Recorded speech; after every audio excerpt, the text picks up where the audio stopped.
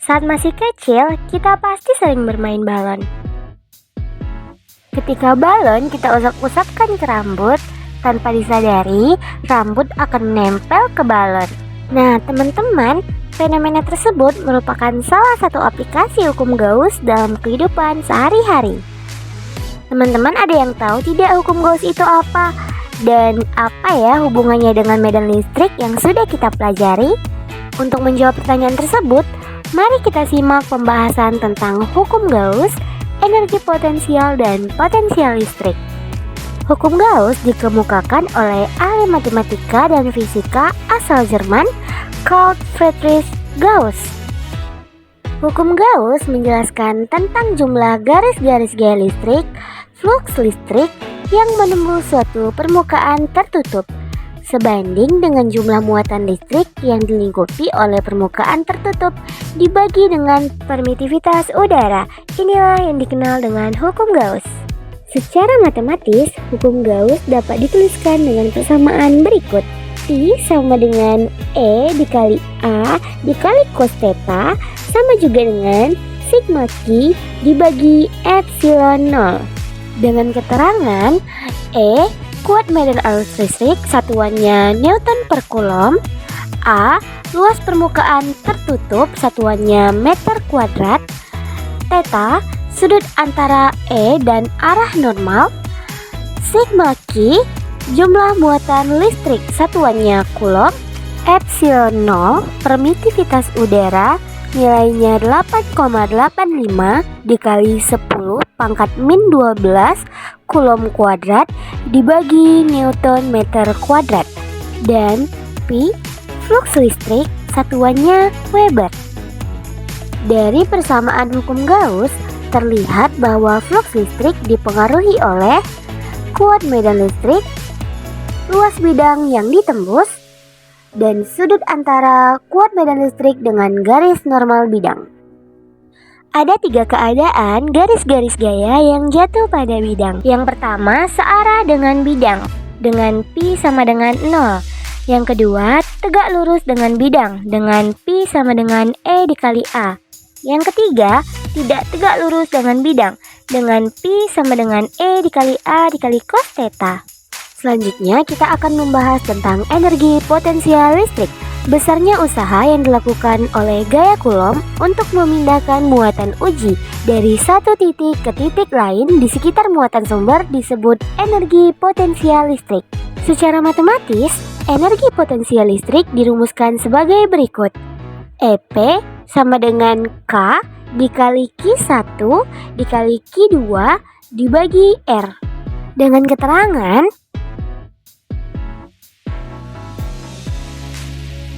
ingat ya teman-teman, energi potensial listrik merupakan besaran skalar. Oleh karena itu, saat teman-teman ingin melakukan perhitungan, tanda muatan harus dimasukkan. Potensial listrik adalah perubahan energi potensial persatuan muatan ketika sebuah muatan uji dipindahkan di antara dua titik. Secara matematis, potensial listrik dirumuskan dengan persamaan V sama dengan EP dibagi Q2 sama juga dengan K dikali Q1 dibagi R. Dengan keterangan sama halnya dengan energi potensial listrik juga merupakan besaran skalar. Jika terdapat potensial listrik yang ditimbulkan oleh beberapa muatan sumber, maka resultan potensial listriknya dapat dirumuskan dengan persamaan berikut.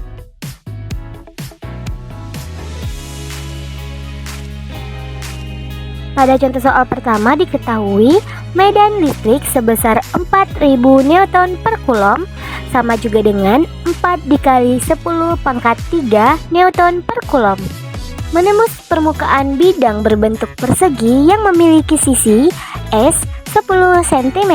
Luas persegi A sama dengan S kuadrat sama juga dengan 100 cm kuadrat atau sama juga dengan 10 pangkat min 2 meter kuadrat. Theta sama dengan 60 derajat, cos 60 derajat sama dengan 0,5. Dan permitivitas ruang hampa epsilon 0 sama dengan 8,85 dikali 10 pangkat min 12 Coulomb kuadrat per Newton meter kuadrat. Yang ditanyakan adalah besar muatan listrik yang dilingkupi seluruh permukaan, yaitu Q. Untuk menjawab pertanyaan ini, kita bisa menggunakan persamaan hukum Gauss. E dikali A dikali cos theta sama dengan epsilon 0 per Q. Sehingga Q sama dengan epsilon 0 dibagi E dikali A dikali cos theta. Kita masukkan nilainya dan kita lakukan perhitungan. Kita peroleh nilai Q yaitu 4,425 dikali 10 pangkat min 10 Coulomb. Untuk soal selanjutnya diketahui jarak titik dari muatan sumber R adalah 3 dikali 10 pangkat min 4 meter. Besar muatan uji Q2 sama dengan min 6 dikali 10 pangkat min 7 Coulomb. Dan energi potensial EP sama dengan 18 Joule. Kita diminta untuk menentukan besar muatan sumber Q1. Untuk menyelesaikan soal ini, kita bisa memakai persamaan energi potensial listrik EP sama dengan K dikali Q1 dikali Q2 dibagi R. Kita masukkan nilainya dan kemudian kita selesaikan perhitungannya. Kita peroleh besar muatan sumber Q1 sama dengan negatif 1 dikali 10 pangkat negatif 6 Coulomb sama juga dengan negatif 1 mikrocoulomb. Pada soal ketiga ini, kita diminta untuk menentukan besar potensial listrik di titik pusat persegi panjang yang memiliki panjang 80 cm dan lebar 60 cm. Pada setiap titik sudut memiliki muatan listrik masing-masing.